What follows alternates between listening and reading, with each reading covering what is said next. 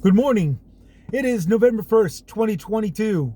It is also the start of Native American Heritage Month. It's a celebration of everything of the indigenous Americas. And I'm posting it because I want to wish everybody good luck and happy festivals, while at the same time promote my book. It's called A Mexica Tale. It's an Aztec warrior story. Now, a lot of people don't think anything about the Mexica or the Aztecs, particularly being Native American. But seeing as how we are celebrating the indigenous peoples of America, of the Americas, I'm going to throw my two bits in there, throw my hat in the ring, and talk about this story that I wrote. It's basically a Mexica tale. It's an Aztec warrior story. What's it about? It's about a crew that's assigned to hunting down and tracking and hunting down, locating this militia. This mysterious militia whose terroristic tactics keep using these hit and run tactics on the Aztec Empire, and is destroying the morale of the peoples and the citizens and all this stuff. And at a time where ceremony needs to be taking place, to where it's, a spiritual ceremony, nobody nobody's going to want to miss that, because it's a saying goodbye to the loved ones, and it's for once in a great while actually seeing the deity of life in the form of a serpent across the night sky. So with a deadline coming up for the people who's really in need of a spiritual uplift, after all these terrorist attacks from an unknown militia who keeps doing these hit and run tactics, coming up out of nowhere and then disappearing, it's very important that this crew that's assigned by the Aztec king to hunt them down and locate them, or if not, actually kill them right on the spot. To get it done. That's their mission. And the backstory to this is really actually based off of my experience of watching and reading other stories of other people around the world, other ancient ancestors around the world, ancient warriors, ancient heroes. Everything from Merlin the magician to Sherlock Holmes over in England, King Arthur in the Knights Crusade, all the way over to like Shaka Zulu, and also the Ghost and the Darkness legend. It's pretty awesome stuff. In France, the Three Musketeers. Also, here in the States, I'm really not partial to I'm really not biased towards heroes of the forefathers of America, or past American heroes like Zorro, and the Lone Ranger. I always thought they were great reads. I thought they were great movies. I thought they were great television stories. I love them. I love them all. And that's what got me looking at my ancient ancestors, because I got to thinking, well, what about my ancient ancestors? And book after book after book, it was, these are the Aztecs, those were the Mayans, and the white man came and killed them all. And I understand that, because that's what actually happened. But what I found just incredibly weird was that it was the same format no matter what angle the book was talking about. The Mayan calendar, the calendar round, the Aztec calendar round, the difference between the languages, pictoglyphs of the Mayans, and ideograms and pictograms out of the Aztecs. The two differences between their literatures, locations of where they set up, how they handled the weathers and the rains and the terrains, and their archaeological builds, and how they viewed the stars. No matter what angle every single one of these books went, it was always still off of that same format. These are the Aztecs, these are the Mayans, and they were all killed by the white man. After a while, after several years of going from book to book to book to book and reading, oh cool, this new book came out, and reading the same format, regardless as to whatever angle they were going with. Again, star constellation, and reading the stars all the way down to languages and pictoglyphs, you know, how they hunted, how they cooked, you know, they're responsible for chocolate and coffee, you know, that's great, you know, corn, maize, you know, that's fantastic. But it always ended the same way. Every single book, I wanted a happy ending. So that's why I wrote this book. That's why I wrote A Mexica Tale. It's an Aztec warrior story about a crew going out to the outskirts and beyond of Mexica territory, and trying to track and locate this militia who keeps reappearing and disappearing in these hit and run tactics and terrorizing the empire, you know, bringing down the whole morale of the citizens, you know, and just all on these bad timings. You know, they have to be stopped, and this crew goes out to stop them. This is an adventure story. It's a cat and mouse track and seek adventure story, and its sole purpose is to entertain you in that form. Now here's something that you might not be expecting, and this is all my choice. Everybody out there is used to seeing and hearing about the Aztecs being brutal tribes, you know. I'm also shying away from that, because that's also book after book after book, report after report after report. And don't get me wrong, there's a fight choreography in every single conflict in this novel. But there's really no rape, there's no rewards to the survivor, the fittest, or whatever natural, you know, the survival of the fittest. So there's no rape, there's no killing children or dead babies or any kind of crap like that. And there's no mindless butcherings of any sort. You know, like I said, it's choreographed. It's with the purpose of a good guy beating a bad guy. It's the purpose of the bad guy fighting and all this stuff. It's warrior to warrior in my story. And with little victims as possible. There are victims as there are victims of war. But it's not focused on the victims, and it's not focused on how they became victimized. Okay? It for the most part, the story is warrior to warrior. Okay? And they take place on like what is now archaeological sites. They one of the things that they do is use maps and data of old sites where the bad guys were hiding. They disappeared over in that region. Why? Because there's an old site that was around during the Olmec times, you know, and that's where they're hiding.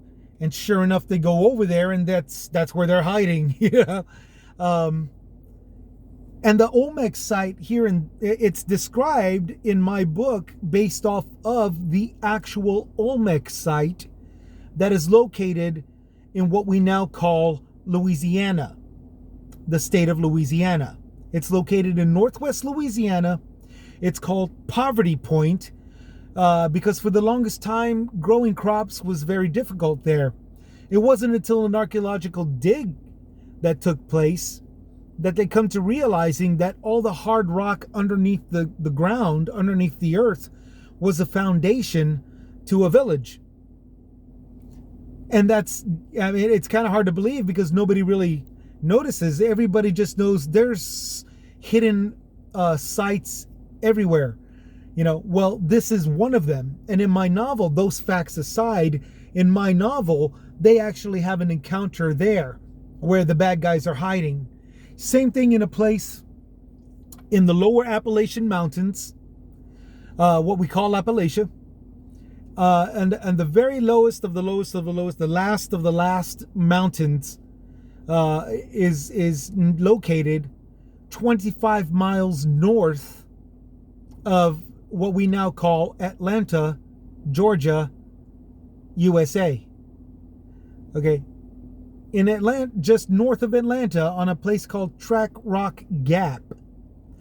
Track Rock Gap leads straight to a mining colony that was where blue rocks were dug out, mined out of the mountains, out of the Appalachians, and transported down through Florida all the way to Mexico. And the reason why we all know this nowadays is because that blue rock was never found anywhere in Mexico. That blue rock was grounded down to a powder and used as paint for face and body whenever the Mayans, 350 plus years before anything Aztec, the Mayans were around. They used that paint for their ceremonies and their altar sacrifices and stuff like that. That paint came from a grounded rock that is founded nowhere in Mexico. However, it is founded plentiful in the Appalachian Mountains, what we now call the Appalachian Mountains. A particular location called Track Rock Gap. That's 25 miles north of a city, Atlanta. Atlanta being in Georgia, US of A. Now, those facts to one side, in my novel, that happens to be another forgotten location that the militia, with their terroristic stuff and their hit and run tactics, it turns out that's another place where they were disappearing to, because it was a location that just about everybody forgot about. After the Mayans withered away, after the Mayan Empire withered away, because there's still Mayans in existence to this day. After the Mayan Empire dissipated and just withered away, locations were being forgotten about. There's locations that have been forgotten about here in the United States of America, particularly after the train, the steam engine train, got replaced by the more powerful battery engines, fossil fuel styled engines, and the highways were formed. Okay, trains that were running on steam would travel at 30 miles an hour, which is why horseback riders would jump on them to rob them, and only at 60 miles distance. Okay, and every 60 miles had a town with those big water containers that would pour water into the train's water containment, and they would boil up, and the steam would get the train wheels turning and all that stuff. That's why I would always go shoo, shoo, shoo, shoo. It was chugging, chugging, chugging, and it was because of the steam that was being built in those things. Now, fast forward to modern trains that don't rely on the steam train, therefore don't rely on those towns' water anymore. Fast forward to the highways that have been created, where hardly anybody takes the train anymore. They travel by car or vehicle, and then the airplanes after that. Okay, those towns that were train stops, they're withering away. If they're not historical landmarks, declared historical landmarks, there's some places where you can see, much like Mayan temples, where the earth is consuming the train station, and the train station would be about as small as a house sometimes, with a deck for people to get off and on the train. If you actually do travels, you'll see some to this day in the second millennia, some 300 years after, some 100 years after the train was formed, much like the Mayan temples, you'll see train stops that are consumed by the earth. And now, those facts to one side, back to my story, this is how they were getting away. This is how the evil terroristic militia was getting away and hiding away from all of northern Mexica. And it goes on with that and with the well choreographed fighting and all this good stuff. Along with certain beliefs that are thrown in here, like communications with the dead, or the deceased, I should say. Communications with deities. Now, some of the deities are nameless, and I've already written on it at the back of the book as to why. Because, like, the god of sunlight is also the god of air that takes out of people's lungs and kills people and takes their souls. That's very bipolar. And almost every single one of these named deities are bipolar in almost that exact manner. So I try to avoid using them as much as possible. There's also a touch of clairvoyancy in this because it's, there were people that claim to have had visions. There's some, even the one of the kings or priests or something of the Aztec Empire had a vision once they saw a comet, and they saw that as a sign and all this good stuff. There's even a small touch on UFOs. What they saw back then were dancing stars over their lands. But what we now know today as unidentifiable flying objects. They weren't just stars dancing around their machinery, their vessels of some sort, that spaceships that come in and out of our atmo, and take off after they've done, scanning or surveying the area. What we now know is that. But back then, it was just dancing stars that played around over their lands. And that was a sign of good luck. It's a sign of the dancing heavens and all that good stuff. In my novel, there's an acknowledgement of that. Okay. So that's a little bit of things like that. Again, it's called A Mexica Tale. It only costs $7. And I know there is a reason why I'm charging so little. It's because I drew a couple of illustrations, and I am not an artist. They're kind of stick formation. They're even though they're three-dimensional, but they're kind of, stand still. There's very little action to them. And it's very amateur. You can see it. For my first book, I am not a skilled artist. I could not get a hold of anybody. I have no money to actually pay for one. And what I do takes a lot of practice. There was a lot of eraser markings and a lot of redrawings. And in order to get it onto the next page, I had to retrace the first picture and all that good stuff. So yeah, it's you got people that have portrait illuminations in their stories, and that's all the more reason to charge $17, $20, $29.95, or $16.99, and I get it. They look great. Those illustrations look fantastic, but on mine they're kind of amateurish, and I'm kind of hoping that you can see past that should you buy the book for only $7. Again, that's all. And just let it help you with the entertainment part of when you read it. Okay. Now how you get it is very simple. Very simple, but it's gonna take a little typing. Okay. I don't know how to do this other than give you the actual address, because I've tried doing it on just simply typing it up on the subject and it doesn't pop up anywhere. I'm not really sure why yet, but again, it's my first book. I'm just starting. Here's what you got to do. You got to go to a search engine, and you type up this in that search engine.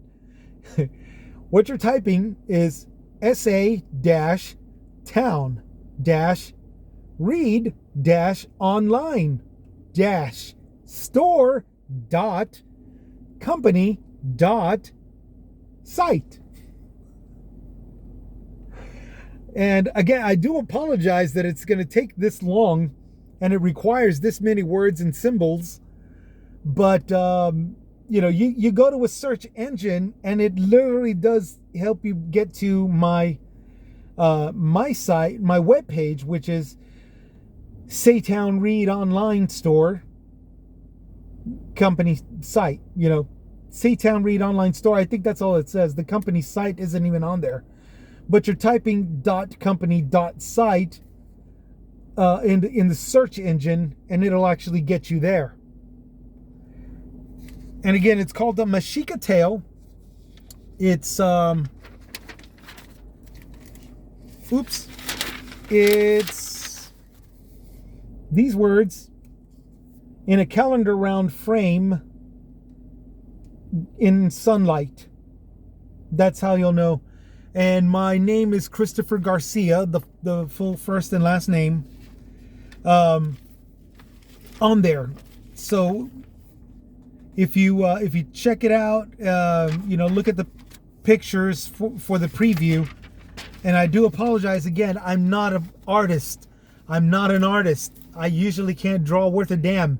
It took about 3 or 4 pages or more to get what I had on there on the preview for you to see.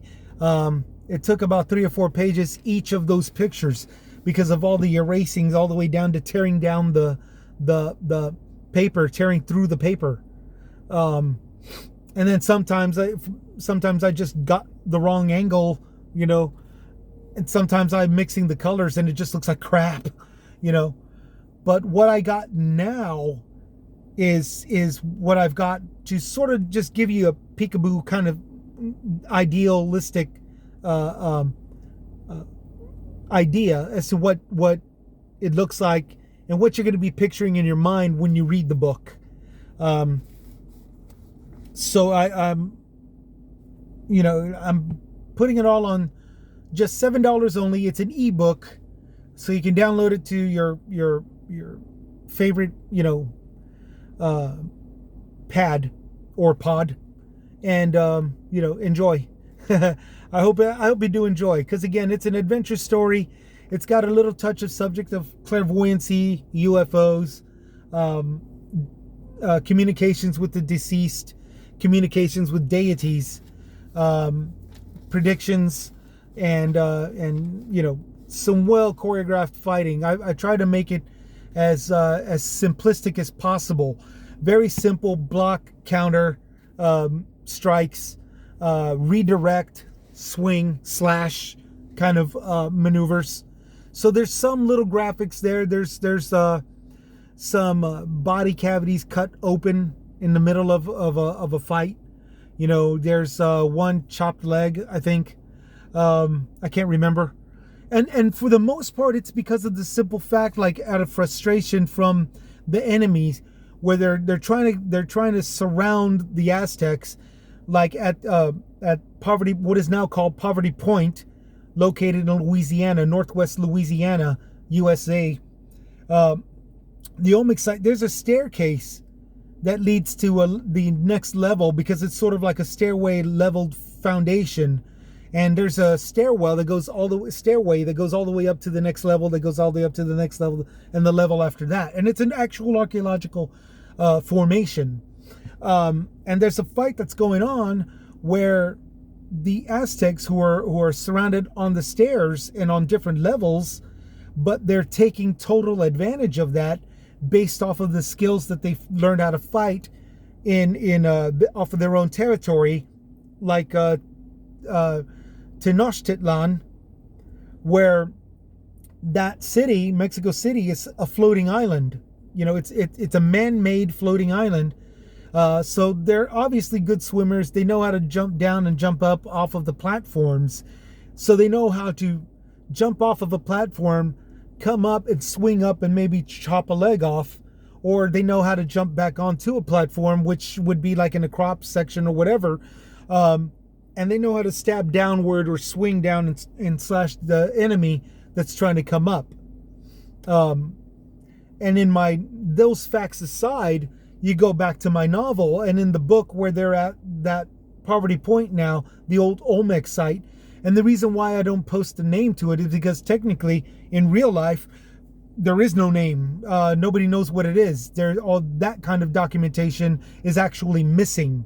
But there is an actual archaeological site over there where that foundation to an old Olmec territory was, an Olmec trading area. But back to my novel, they're at the Olmec site and they're just taking total advantage of jumping off the stairs, jumping from one level to lower level, back up to another level, using the stairs to their advantage to swipe, block, swing down, slash, block, swing up and slash and chop.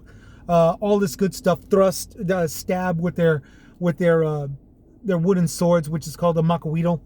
In my fight choreographies, I try to make them as simplistic as that while in these environments. And I'm hoping that once you get the book, you can actually read that. And again, it's all part of entertaining you. I'm trying to break away from everybody else's thing where these are the people, these are my ancients, and they were all killed by the white man. I don't want to hate the white people, okay? I just want to tell you a story, and I want you to be entertained by it. And that's pretty much what it's about. A crew having to go out and find this terroristic militia whose hit and run tactics are bringing down the morale of the Aztec Empire. It's called a Mexica tale. Here we go. It's called the Mexica tale. You go to your search engine and you type in sa-town-read-online-store.company.site.